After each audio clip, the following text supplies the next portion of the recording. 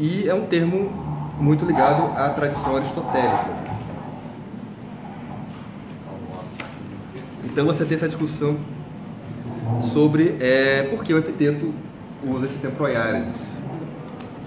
Então tem um artigo do Robert Dobbie, né, chamado Proiares em Epitetos, que é o principal que eu vou usar, e eu vou usar mais outros três, né, falando mais rapidamente deles, que colocam outras posições, né, um do Brad Inwood, né, um trecho do livro dele, Ethics and Human Action in Early Stoicism, um do Sandbar, Aristóteles Stoics, e um também do... esse aqui está para um instante. Eu tô com, é um artigo dentro do livro, eu estou só com o título geral do livro. Eu consigo pegar aqui também. E o quarto, vou pegar aqui para mim. Só um instante.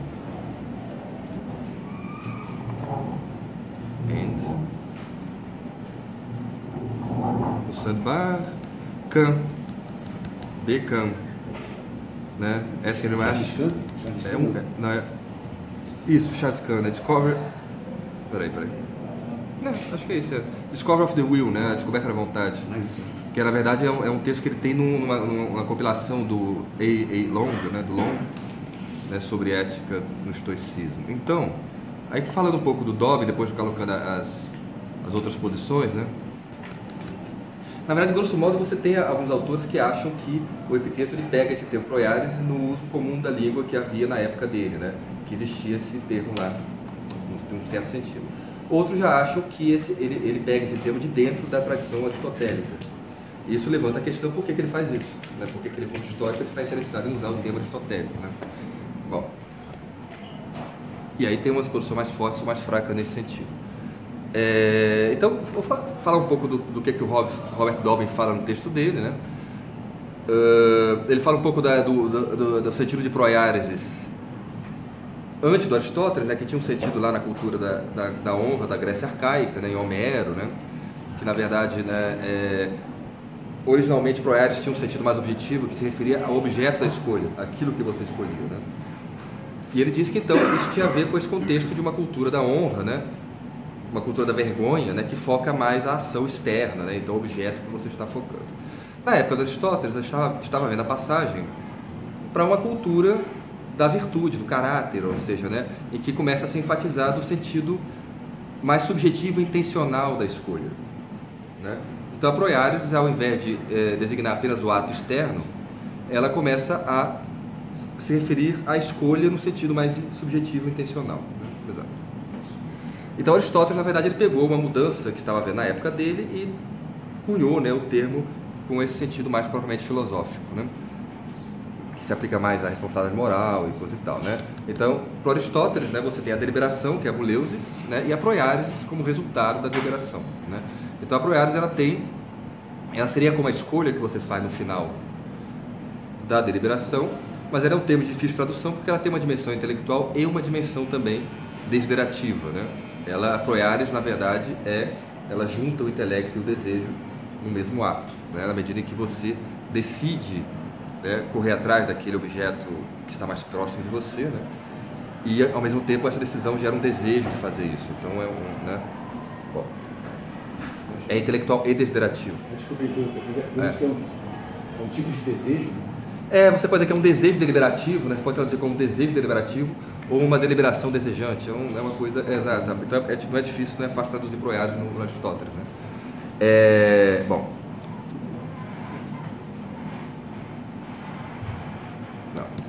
Então, esse aspecto prático da proiaresis do Aristóteles vai interessar os estoicos na medida em que, né, enfim, eles acham que a emoção ata a razão, então uma questão aqui, né? O Aristóteles também começa a fazer essa aproximação da proiaresis com o caráter do agente, né? Ele diz que o homem é uma arché proiaresis, né? Exatamente, tal. Ele é a fonte das suas ações, né? Então já aparece no Aristóteles, em alguns momentos, essa conexão também da proiaresis com o caráter ou a personalidade de uma pessoa, e que também vai, né, ter um certo eco na visão do Epiteto, que o homem é a sua proiaresis, né? Ele fala. Bom, os primeiros estoicos, the early Stoics, eles evitam o termo proiaresis, né? Então Inwood, por exemplo, no texto dele, ele acha que eles fizeram isso de propósito, justamente para destacar a doutrina dele do Aristóteles, né? Para mostrar, ó, a gente está fazendo aqui uma coisa diferente do Aristóteles. Então eles evitaram usar esse termo proiares, né? Eles têm, na verdade, um termo que eu acho que o professor chegou a citar, né? Que é uma escolha antes da escolha, que é exatamente né? Mas, na verdade, essa escolha entre a escolha, ela tem uma função meio secundária na doutrina dos primeiros estoicos. Ela é como se fosse um impulso, assim, inicial, que... Então, eles chegam a usar esse termo, mas de uma forma que você vê que ela é relegada a segundo plano, como uma coisa menos importante, né? E o Indo acha que eles fazem isso de propósito para eles se destacarem da tradição aristotélica, né?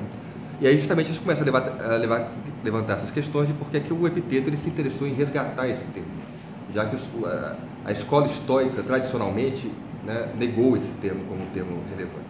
Por que o Epiteto ele se interessou em fazer esse resgate, né? Assim, o Sandbach já tem uma posição diferente, ele acha que os primeiros estoicos não conheciam direito o trabalho do Aristóteles. É possível, porque as obras do Aristóteles ficaram um tempo sumidas, né? Então, o Sandbach já acha que não foi de propósito, é porque eles não conheciam, né? Então tem esse debate. Bom, então o Epiteto foi assim o primeiro estoico a dar um sentido específico para a proiares e torná-la, inclusive, um conceito importante na sua filosofia. Tem uma questão interessante também que parece que a proiares aparece em alguns fragmentos do Panécio. Tem um fragmento do Panécio que tem proiares lá. Isso levanta algumas questões de, será que o Epiteto foi influenciado pelo Panécio? Ele tinha acesso a obras completas do Panécio que nós não temos, né?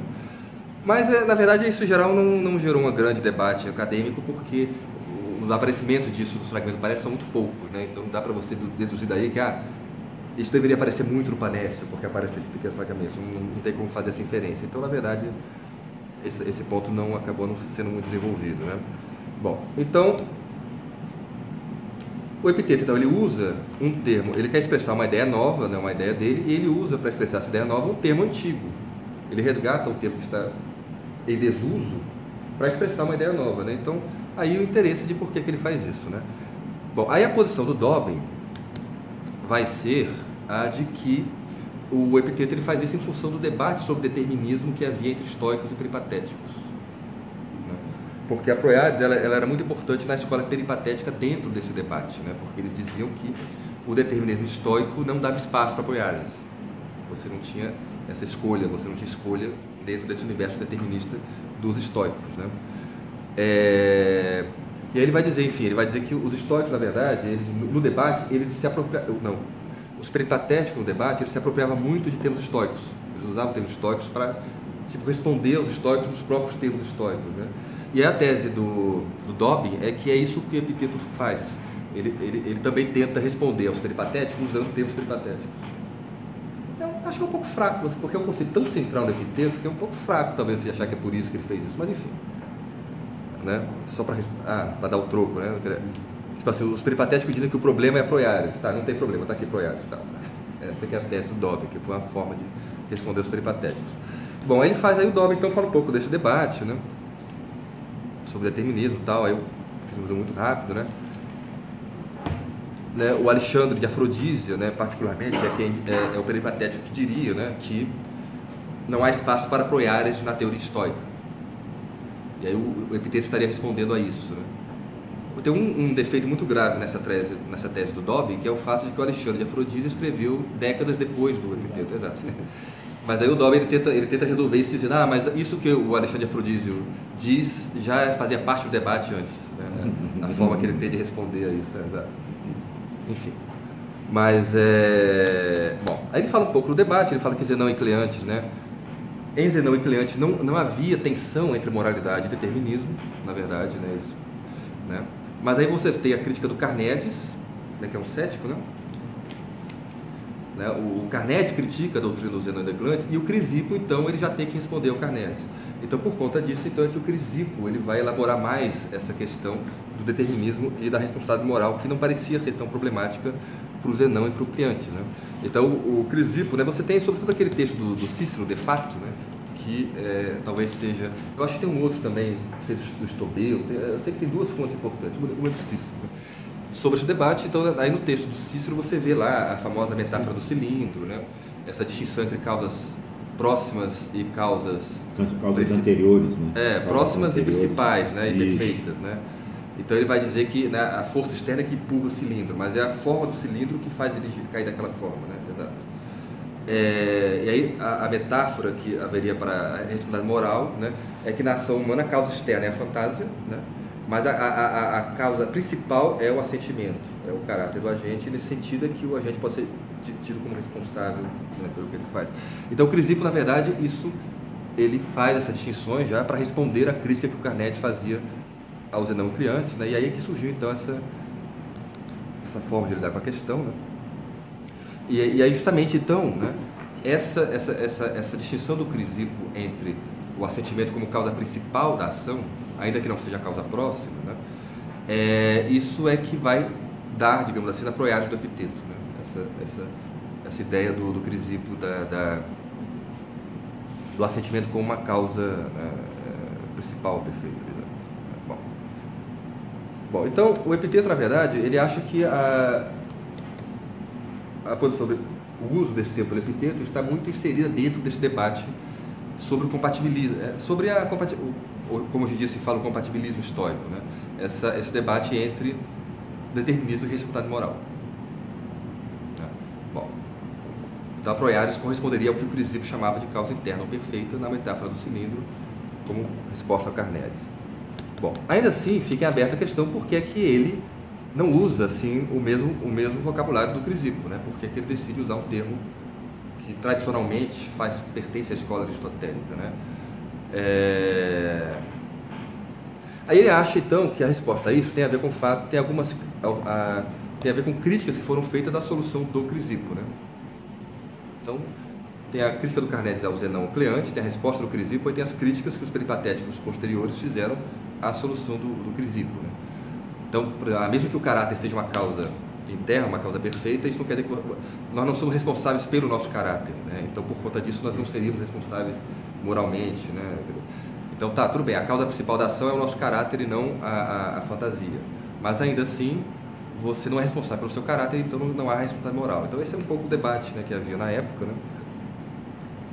Então, o epiteto já pegou esse debate mais avançado, né, já com críticas que os peripatéticos faziam ao Crisipo e coisa e tal. Enfim, então, por exemplo, a posição do epiteto de que nada tem poder sobre a Proiares, que a gente comentou agora há pouco, né, de que a Proiares é livre de coação, no sentido estrito, né? Nenhuma força pode agir diretamente na Proiares, isso só ela mesma, né? Isso seria uma resposta a essa crítica que os peripatéticos faziam ao Crisipo de que não adianta dizer que é o caráter, porque nós não somos responsáveis pelo nosso caráter, né? Tem até uma passagem polêmica do epiteto em que ele fala que Zeus comanda assim a Proiares, né? Eu já vi um comentador dizer que... Nem Zeus pode. Mas aí tem um texto em que ele diz que Zeus pode. Depois eu posso ver o trechejado. Eu já vi um comentador falar que isso... Ele acha que foi um erro do Ariano. Eu posso pegar depois. Tem um texto em que ele diz, ele fala que não... A Zeus é o único que eu devo alguma satisfação, tem uma coisa assim, né? Aí tem uma discussão lá. Mas aí justamente já vi um comentador dizer que ele acha que foi um erro do Ariano lá, não. O epiteto não deve ter dito isso. Porque contradiz justamente o que ele falava em geral, né? Bom.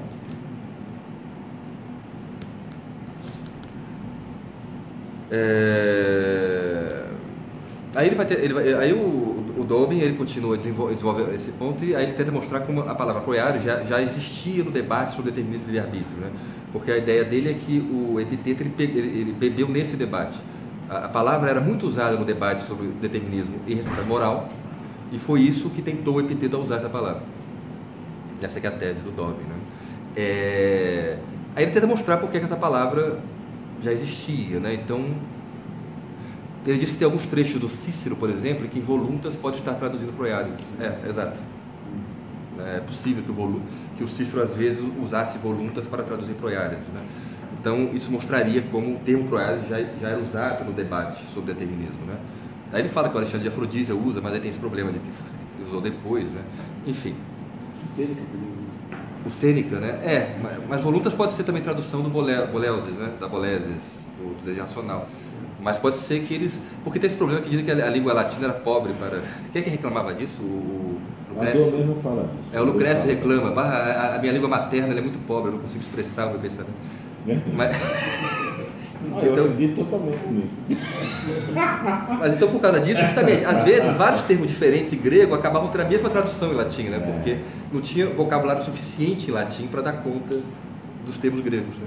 Então, voluntas é um que, de repente, traduz várias palavras em grego. Então, buleses, proiares, né? Aí cria essa confusão. Inclusive, o texto do Kant sobre a vontade é muito interessante por causa disso, porque mostra que no Aristóteles, né, tinham 4 cores diferentes, que era a deliberação, a escolha, né? E aí o tradutor latino, ele cria uma unidade entre essas coisas por causa da tradução, porque ele usa a mesma palavra. Então, porque ele usa a mesma palavra para traduzir essas 4 coisas, parece que elas têm uma unidade que não tinha no Aristóteles. E essa unidade, que na verdade é linguística, acaba gerando a noção de vontade, que unifica tudo isso, né? Mas é interessante que tem uma questão de tradução, no nascimento da noção de vontade, tem uma questão de tradução, que criou uma unidade que não existia antes. Enfim, tem umas questões interessantes, mas enfim. Então, segundo a tese do Dome, é que o uso da proiase pelo epiteto não é uma alusão direta a Aristóteles, não é que ele vai pegar isso em Aristóteles, né? Na verdade, a referência do epiteto é o debate entre peripatéticos e estoicos acerca do determinismo. Esse termo era usado no debate, e essa que seria a referência do epiteto, né? O Dome ele insiste muito nessa coisa do Alexandre de Afrodísio, né? E no final ele fala, bom, tem esse problema aqui, só depois que ele avisa, é engraçado, mas enfim. Mas então o Alexandre de Afrodísio, por exemplo, usa proiares misturando com termos estoicos, né? Como se quisesse vencer os estoicos no próprio terreno, né? Quer dizer, isso que o estoico chama disso, aquilo, na verdade, bom. E aí ele acha que o epiteto está, na verdade, tentando fazer a mesma coisa.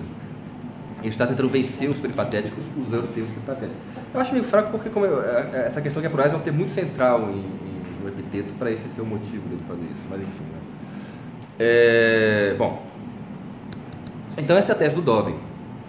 Aí ele fala, o próprio Dome faz referência a esses outros textos, né? Eu peguei no Dome depois, eu fui procurar e achei o texto diretamente, né? Então o Sandbar, por exemplo, ele defende a posição de que, na verdade, a origem do termo em epiteto vem do uso que era feito na língua do período helenístico, na língua grega, que tem um uso genérico lá, né? Que significaria propósito ou diretriz, né? O termo como ele era usado, né? Ou caráter, justamente, né? Então ele cita alguns autores, né, que você vê esse sentido mais genérico, né, mais popular do termo proiares, você vê ele em autores como Demóstenes. Aí eu peguei no inglês, não sei se é Polibus, Dionísio de Alcarnasso, enfim. Aí eu tenho aqui o texto do Sandbar, eu achei, estou ficando bom em achar PDF, eu achei aqui esse texto do Sandbar, e é engraçado que no texto do Sandbar, na verdade, ele fala isso numa nota, né, nota 52, na nota 52 ele fala lá. Aí, não, o meu acrobata está fazendo coisas esquisitas. Posso dar uma olhada lá no texto original do Sandbar? Deixa eu ver aqui filho da mãe. O contexto não é relevante, de fato, não é. Então o Sandbar tem um dicionário de Aristóteles e os estoicos, né? F.H. Sandbar, eu nunca sei quem são eles. Mas na verdade é uma nota muito 52, não é isso? Tá aqui. Então o Sandbar fala assim: proiares é uma palavra comum em epiteto, né? Os primeiros estoicos, né, não fizeram muito uso disso, né? Então é uma atitude em relação ao plano da vida. Ele descreve um pouco um princípio básico de escolha, né? Aí ele fala, não é derivado de Aristóteles, né?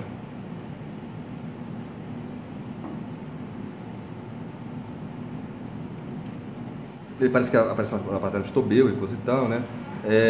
Que está no Ário Dídimo, inclusive, né?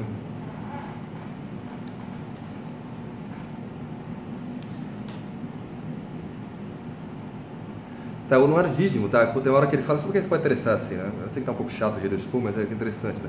Ele fala que o bom homem, né, que é o Prudaios, é grande devido a sua proiares, né? Então é interessante que aparece lá o termo, aparece no Ário Dídimo. Tem um termo lá. E aí o Sandbar está usando isso para dizer que, na verdade, né, enfim, tem outras, né, que, na verdade, quando o Arudismo usa proiares, ele sugere que isso ele pode estar pegando isso do Zenão, pode estar pegando isso, né, de outros. Bom,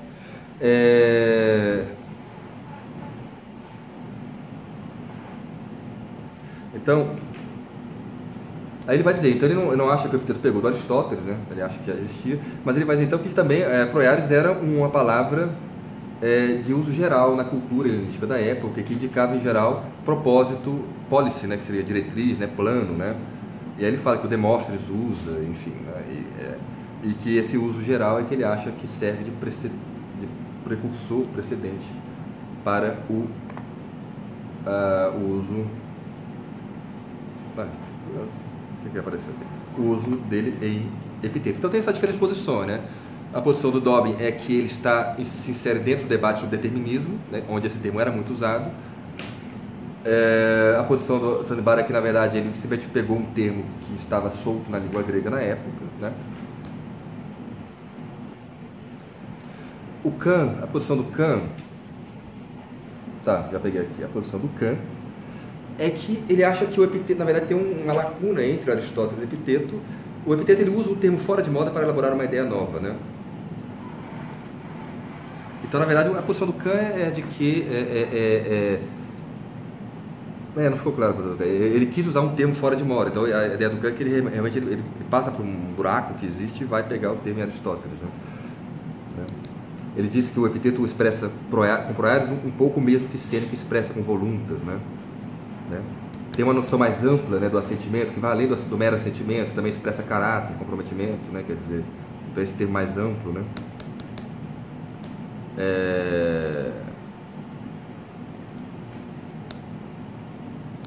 Tem também o Dille, tem a posição do Dille que diz que o epiteto introduz uma dimensão nova, né? Que é diferente do uso corriqueiro da linguagem naquele período, né? Que é uma concepção individualizada e pessoal de self, que não existia antes, né? A relação com a identidade pessoal, né? Que são coisas que... Desculpa, de quem? Dille, é o Dille. É um famoso Dille. Eu posso pegar aqui lá. DI, tá vendo? Tá aqui, ó. Peraí. É a Dille, né? Que tem, aquele que tem aquele famoso da teoria da vontade na antiguidade. É o Não é o Volk? André Jean Volk? Não, porque eu sei que eu já na minha tese de doutorado esse livro dele, A Teoria da Vontade. Que eu achei interessante. Acho que é esse cara, é o Volk. Para preparar isso, eu fui ver justamente o artigo do Kahn sobre vontade, que é bem interessante. E que critica o Dille, né? O Kahn ele fala que o Dille ele puxou por uma concepção muito religiosa, né? Que é a vontade. O Kahn ele disse que tem 4 correntes diferentes que deram na noção de vontade, né? E aí o Dille foca só uma, que é a teleológica, né? Que parte da vontade de Deus. Então a vontade de Deus, primeiro você fala da vontade de Deus, aí você fala da vontade dos homens, né? Que seria a que você vê no Tomás de Aquino, né? No Santo Agostinho. Mas ele acha que tem outras, né? Que não passam por essa, né? Tem várias correntes paralelas que dão na noção de vontade. Então eu achei interessante também, mas enfim. Enfim, tá muito resumido aqui, né? Porque eu peguei mais a posição do... Bom. Então, um ponto a favor da tese do Sandbar, o Sandbar acha que o epiteto pegou um termo popular, né? Um ponto a favor da tese dele é que o epiteto de fato se expressava com frequência usando termos populares, né? O epiteto ele de fato tinha uma forma de falar que não era, acho que o romano de forma geral, mas não sei, assim, não era tão técnica assim, né? Ele usava ele errava, inclusive. O pessoal fala que o Arriano, quando escreve às vezes errado, porque ele era um ex-escravo, né? Exato. Um cara escravo. Isso, até pela origem dele de ser um ex-escravo, ele tinha um jeito popular de falar. E também pelo fato de que ele não estava escrevendo, ele estava falando, né? Quando você fala de um jeito mais informal e popular, de fato, né?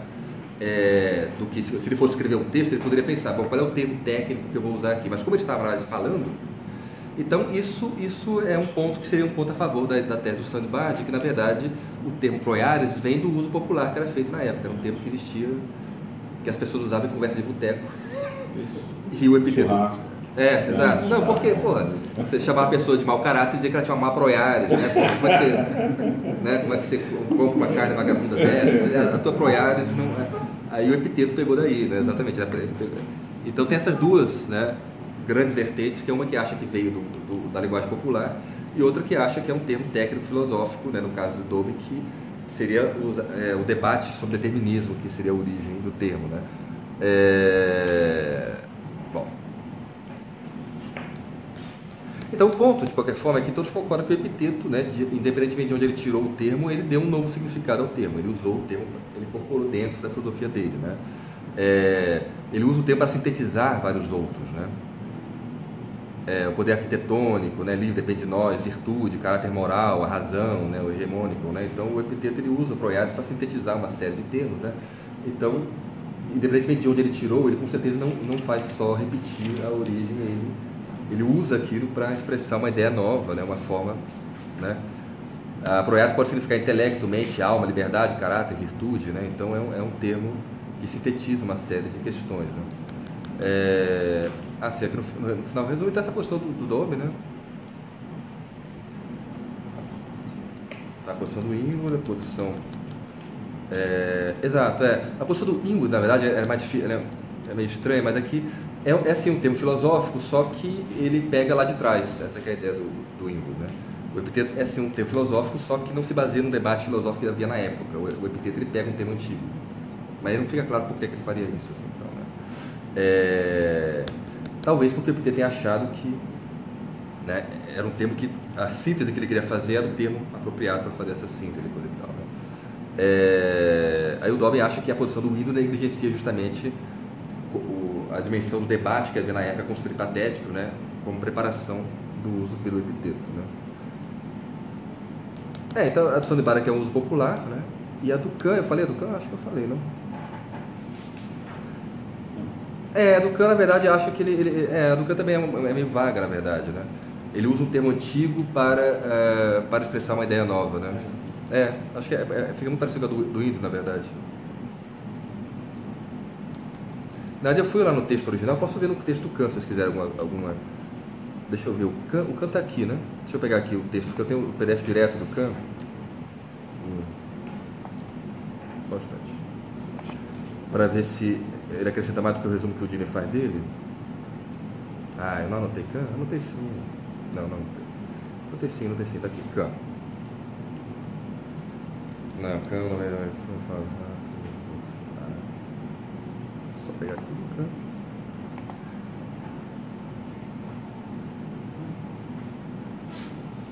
Aí eu finalizo. Mas então, passei um pouco a ideia geral, né? Desculpa se eu não fiz slide e tal, não organizei tão bem.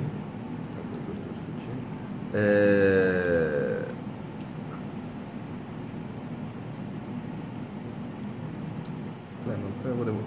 Tá pauta muito grande para achar o texto exato.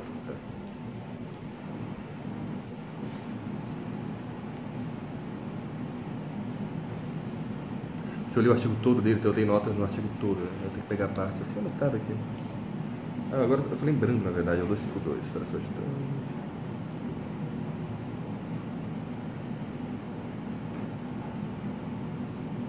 Acho que eu achei aqui. Bom, então ele fala um pouco do Epiteto e tal. Então ele fala que a Proiades aparentemente não tinha nenhum papel significante nos primeiros históricos, mas tornou central para o Epiteto, cita um trecho do Epiteto. Isso é o Kahn, né? Essa teoria da vontade no grego, né? Então ele acha, claro, que o Epiteto usou um termo que está fora de moda para expressar uma nova ideia, né? Que ele acha que é praticamente a mesma ideia que o Seneca expressa com a voluntas, né? Que expande, na verdade, a noção de consentimento para abarcar outras coisas, como caráter moral, né? E assim, seu comprometimento e coisa e tal, né?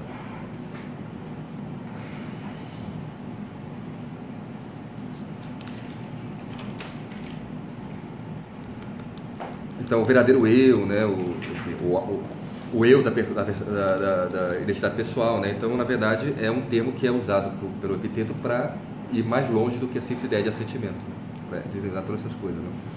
Aí ele fala a comparação, que para Aristóteles e Platão, né? O eu era o nous, que tem mais a ver com a razão teórica, né? Então essa mudança do Epiteto é interessante na história da identidade pessoal, né? De você se identificar com a razão prática e não com a razão teórica, tem umas questões interessantes, né? Né? E também com uma coisa que é mais pessoal e individualizada, né? O eu e coisa e tal, né? Porque, na verdade, a Proiades é importante também para uma discussão sobre identidade pessoal, né? O seu verdadeiro eu e coisa e tal, né? Você se identifica, na verdade, o núcleo duro da sua identidade, você se identifica com aquilo que está no seu poder e coisa e tal. Então ele vai dizer justamente que a terminologia grega, o vocabulário grego em geral, não oferece nenhum termo adequado para essa preocupação mais intensa com a vida interior, né? Então, na verdade, ele acha que porque não havia, a tese do Kahn é um pouco essa, não havia um vocabulário apropriado para passar a ideia que o Epiteto queria passar. Então ele pegou um termo antigo, né, e usou para passar essa nova ideia. Então tem essas várias interpretações, né, que veio do popular, que veio de um debate que havia na época e que na verdade é um tema antigo que o Epiteto quer usar porque ele quer expressar, talvez porque ele queria expressar uma ideia nova, então justamente ele quis usar um termo que estava fora de moda, na verdade, que não tinha uma conotação já muito estabelecida na época dele. Então tem várias interpretações possíveis de onde vem essa... Enfim, aí fala da importância que eu tenho para o Santo Agostinho em alguns pontos. Exato. Então é isso, né? Desculpe se foi um pouco informal, improvisado assim, mas acho que eu passei a ideia geral, eu passei, depois eu portar as referências, se vocês quiserem. Então obrigado pela atenção, Zé.